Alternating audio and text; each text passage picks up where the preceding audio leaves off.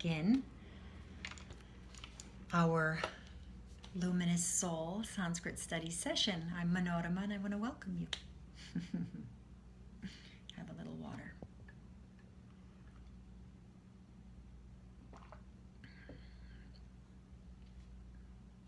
So much love to all of you. So much love. Thank you so much for joining me today. So as I said before, this is a Sanskrit Studies in Luminous Soul session, and I'm Manorama, and I want to welcome you all here. And we're going to do some Luminous Soul meditation practice, and then we're going to have some mantra, speak a little bit about Sanskrit, and share some time together. So if it's comfortable to do so, wherever you are, just find yourself a quiet space. And just relax your body and relax your mind. It's been a long week for all of us, I'm sure. So many responsibilities, so many deadlines, so many things to take care of and to get handled. And now is an opportunity for you to actually pull back from that, that outward movement, that continuous outward movement. Now is an opportunity for you to pull in and to feel your inner life. So what I always say in all of my classes is that meditation is not, it's not running from your messed up life. It's not like, life is so crazy, I have to meditate. Because what do you do when life isn't so crazy? Do you then not meditate, right? So meditation is not running from the life that's so unbelievable and so overwhelming. It's just a shift in focus. It's a shift in focus from the outer to the inner. And we're so used to moving outward for a sense of happiness, desire, manifestation, connection. But in Luminous Soul, I teach the students you want to learn how to develop a more balanced relationship with moving in, moving out, moving in, moving out, so that you create this sort of more healthy relationship between the inner and the outer. So hopefully that is making some sense. So we're going to start with some Luminous Soul meditation. Just ground yourself in your space wherever you are. Start with some simple Om sounds.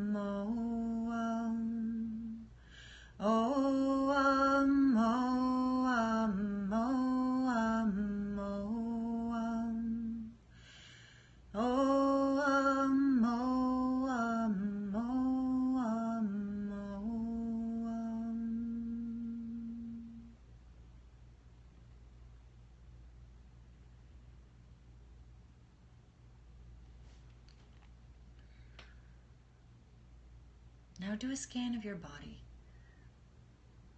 Sense your form. Feel your body. Do you notice any pain, any cricks? See if you can make the slightest adjustment to find a more easeful position.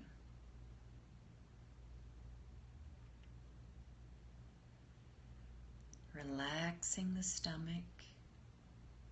Relaxing the shoulders, but making the idea of relaxation not a complete drop into unconsciousness, but rather a movement into conscious rest.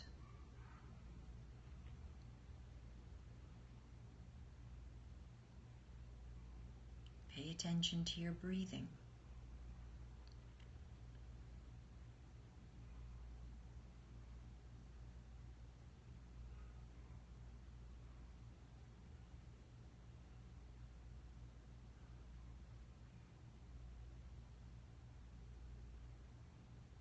Listen to the sweet sound of Nadam.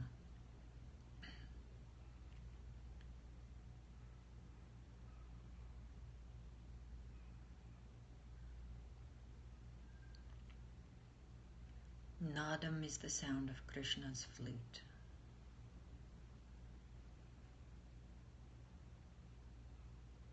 The sound of Saraswati's Veena. That music is playing inside of you. Listen.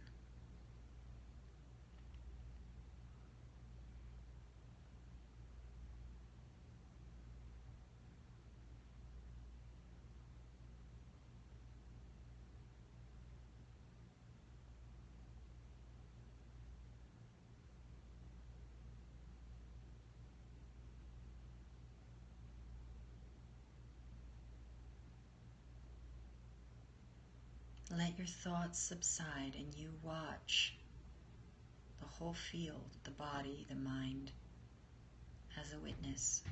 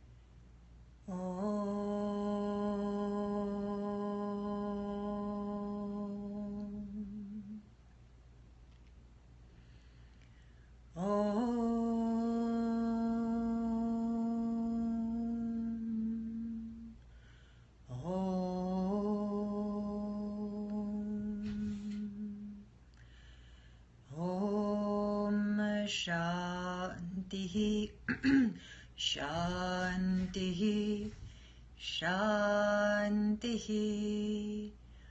Om.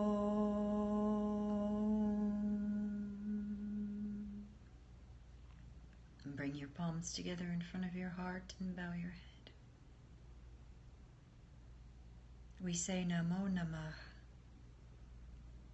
Namo Namaha, reverence. And you can let your eyes blossom open.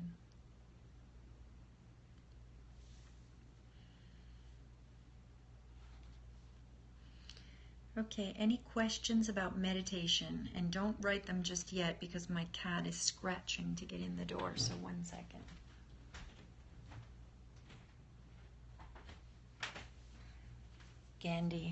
Gandalf the Grey may show up in our class today. Okay, any questions about meditation? Hello, Gandalf, come to me. Questions about meditation?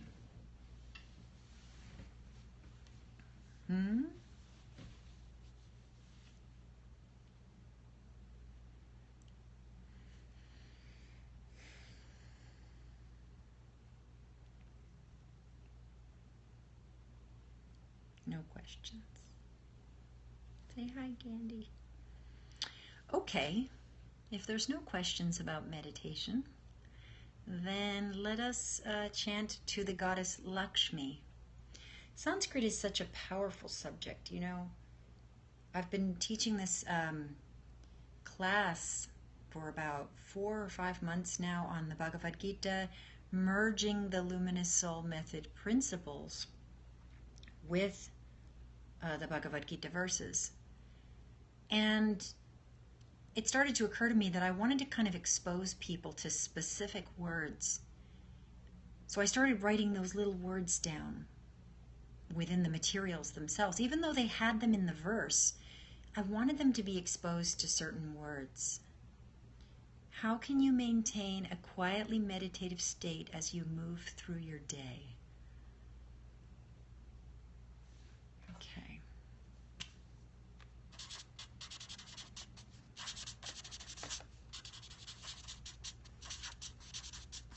So let me finish this thought and then I'll respond to the question. So, anyhow, so I wanted people to be exposed to these words in Sanskrit because I realized that a lot of what my life was that really helped me understand a lot about teachings was being exposed to so much of the teachings in little pieces here and a little piece there and a little piece there.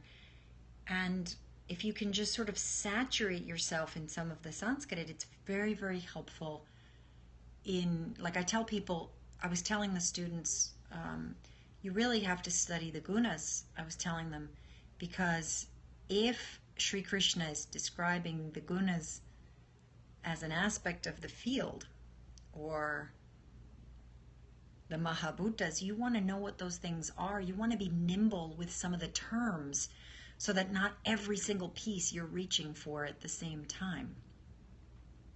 So keep that in mind, and let me answer your question. How do you go about maintaining quiet or something like that, to have a quiet day or to maintain a meditative state? What do you think, Candy? Candy's like super meditative. My teacher, who I call Guruji, he used to say you can never out-meditate a cat.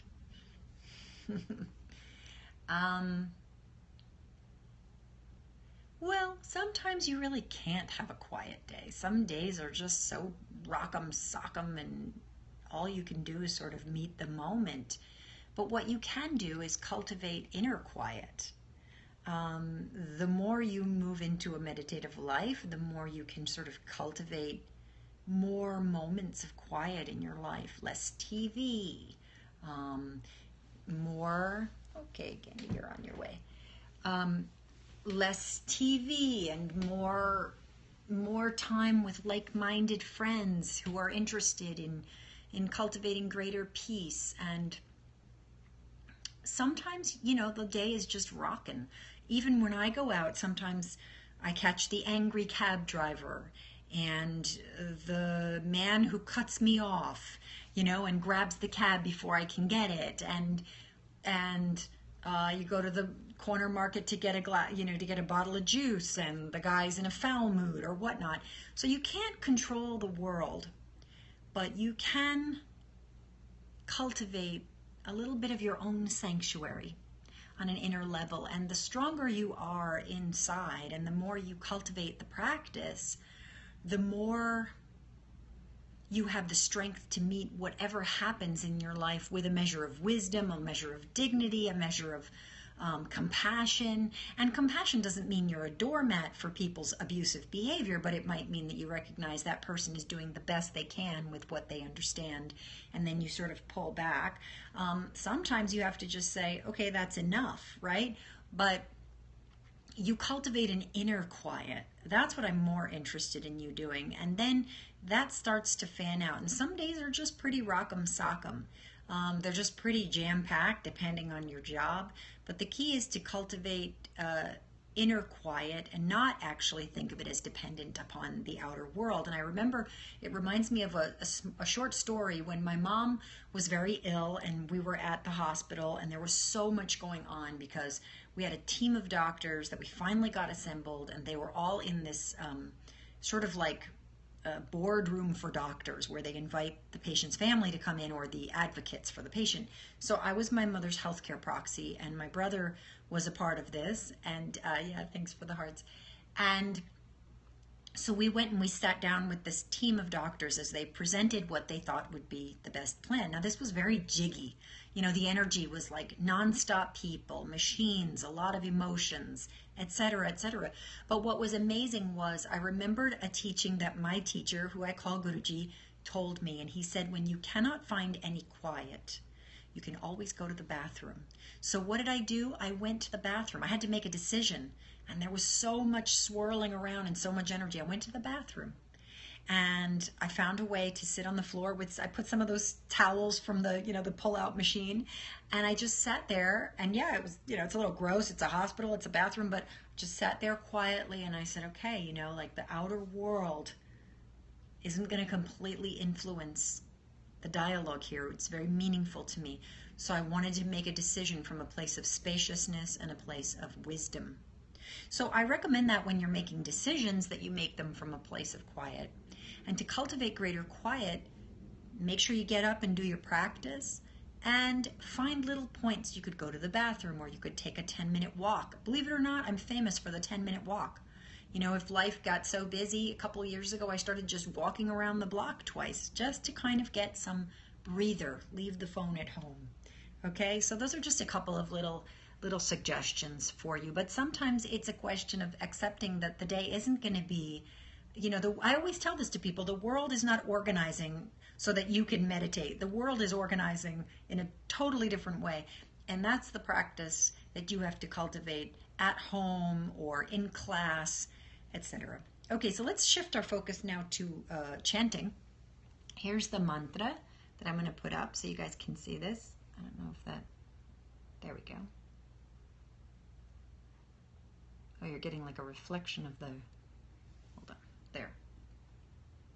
Okay, so it says, Om Shrim Lakshmiyai Namah. Can you say? Om Shrim Lakshmiyai Namah. And this is a very short mantra to the goddess Lakshmi.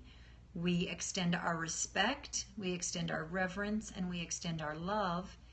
And in doing so, we call forth her blessing by extending our sincere respect and our sincere love. Have you ever asked the universe for something in such a sincere way? Try this. You'll be amazed at how it comes towards you. But it has to be completely sincere, and you have to be in a place of readiness. So if something is not happening for you that you really want in your life, ask yourself how to make yourself ready, because that's the only criteria that the universe is looking for. So I've been feeling very close to the goddess Lakshmi, and soon enough in September, October, we have the goddess festival. I have to look up the dates when they are. We'll certainly do a little something for that then. But I thought, let's invoke the goddess Lakshmi in our chanting and engage Sanskrit in this way today. So, starts like this. Om Shrim Lakshmiyai Namah. Now you. Om Shrim Lakshmiyai Namah. Om Shrim Lakshmiyai Namah. Om Shrim Lakshmiyai Namah. Om Shrim Lakshmiyai Namah. Om Shrim Lakshmiyai Namah. And if you want something to have greater alignment, you can work with this mantra and say it again and again. Om Shrim Lakshmiyai Namah. Om Shrim Lakshmiyai Namah. You can place your hand on your heart. Om Shrim Lakshmiyai Namah. Om.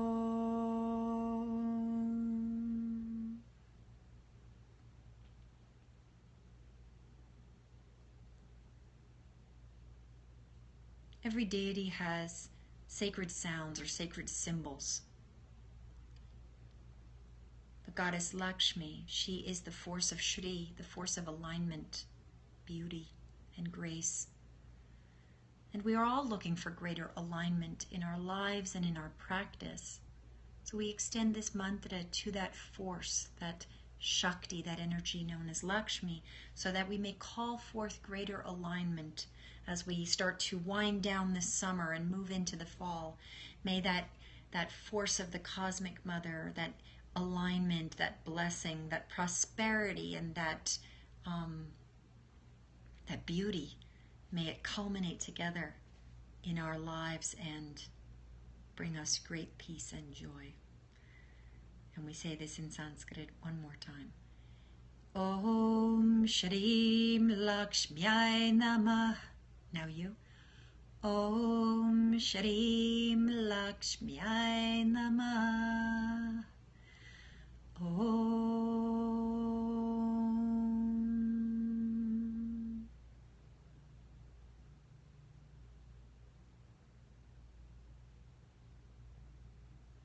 Beautiful. Just notice this very profound but simple quieting effect that Sanskrit has on you. And that may be something that you can do also throughout your day. You can simply chant this mantra or any mantra and notice how it brings about a greater sense of quiet to your day and to your internal state. And you can carry that into all your experiences. Okay, everybody, that's it for today. Thank you so much for joining me. I'm so glad. A couple of announcements we have. What do we have upcoming? Well, September 2nd, I'll be doing a live satsang at the Kutir, so you can join me there if you happen to be in New York. Definitely check that out on the website. Upcoming, we also have the Sanskrit Studies Method year-long training, and I'm not going to do it next year, so if you're interested to do it this year, this is the year to hop on the train. It's been a phenomenal year. We had it this year. We had it the year before. So we're going to do one more year, and then we're going to have a little bit of a break. So if you're interested, please join us. It starts October 14th and 15th, and you can find out more information at www.sanskritstudies.org and just click on classes, and you'll find teleclasses, and you'll find information for that there. And I'll be showing students how to go more deeply into the language and how to derive more from that experience. And then we also have the upcoming retreat that's happening October 6th to the 9th in Miami, where we're going to do Luminous Luscious, and I can't wait. We have 2 excursions where we're going to spend time as a group and immerse in Luminous Soul teachings. So thank you so much for joining me. If any of those sound like things that you want to join, please join us, because it's so much fun to all be together and to immerse in these teachings and to immerse in time spent together. So it's really nice. Okay, everybody, thanks so much for joining me today. I send you all my love. I love you too, beautiful. Thank you all so very much. Thank you for your loving notes. Love you too. Thank you for your loving notes. Love you too. Have a beautiful rest of your day. And remember, everybody, you are beautiful, you are powerful, and you are free. You are all luminous souls. Be blessed and have a beautiful weekend, and I'll see you back here soon. Lots of love, everybody. Be blessed.